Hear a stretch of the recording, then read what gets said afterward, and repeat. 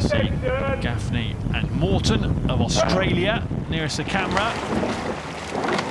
Robinson and Tisdall on the Berkshire station. Oh, let's have a look at this. They've really gone into the centre of the water. Gaffney and Morton, they're getting very close, those blades, and the umpire will be keeping an extremely tight eye on that. And look how far out the Australians have gone, and now they're having to correct, and there's a danger they overcorrect, but that'll and the issue here is for the Australians, how much will that steering impact them? Well, coming off Temple Island, it hasn't damaged them too much, but Mark, that was far from ideal. Yeah, it's not the start you want. You know, as we keep talking about, you want to go as straight as possible, and just to move across that element of panic and that stress and anxiety that comes in from, oh no, we're on the wrong side, we don't want to clash, we've got to move back, and it slows the boat down. So, you know, how you kind of process that is really important, especially in that frantic part of the race off the start. Eliza Gaffney and Samantha Morton will have been in a panic, and they were coming close, weren't they, to a collision of the blades. Well, that was as close as we've seen today, definitely, and that was precarious stuff. But they're actually lucky the American crew stayed on their side. If they'd have been a slightly over, that could have been a clash, and you never know what would happen from that. Yeah, how the umpire would read it, because they were definitely the ones who had drifted across. So Robinson and Tisdall. Sarah Tisdall, very experienced now in the stroke seat. Phoebe Robinson, who's 23 years old, just one previous Henley Royal Regatta for her.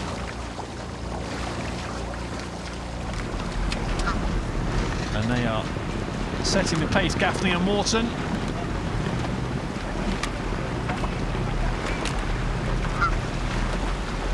Seventh in the World Cup in the women's pair.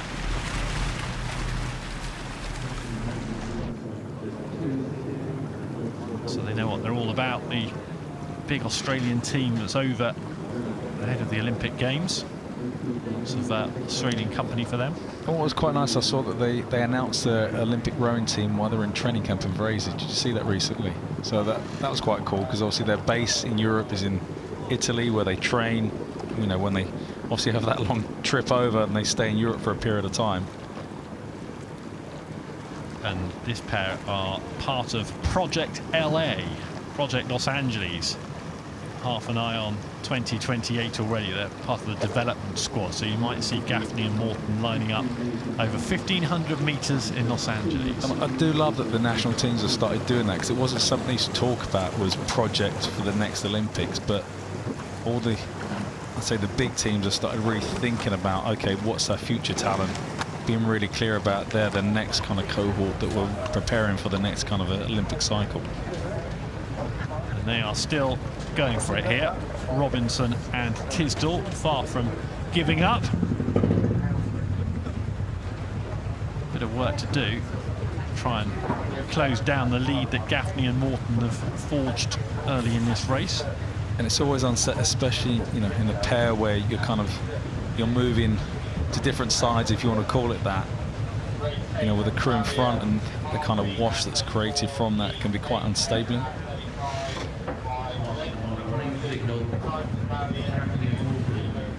Doubled up Gaffney and Morton in the Poznan World Cup recently. They won a silver in the women's 8, and they were in the pair as well, of course, at Poznan in Poland. So they've had plenty of competition time on the water over the last few weeks. It's going to be very good for their development, isn't it? Every day a different challenge. Doubling up's not for the faint-hearted at a World Cup regatta. No, that's tough. For me, one race a day was enough. Yeah, trying to do two. Incredible. They often only have an hour's break between the two. And once again, it depends on the depth of the event, though, doesn't it? So if it's a race like this, yeah, I can do two of those. If it's two that are a fist fight to the line, oh, you're going to be suffering in that second one big time. Depending on the entries, you may have to do it all again the next day. Exactly. So you are taking a bit of pot luck by entering two, not knowing obviously what the numbers are going to be.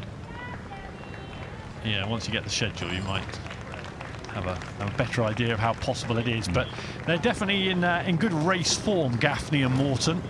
All that experience, all that racing over the last few weeks has put them in good stead there. And Eliza Gaffney and Samantha Morton over the line here and winning their Hambleden Pairs Challenge Cup event quite comfortably against Robinson and Tisdall.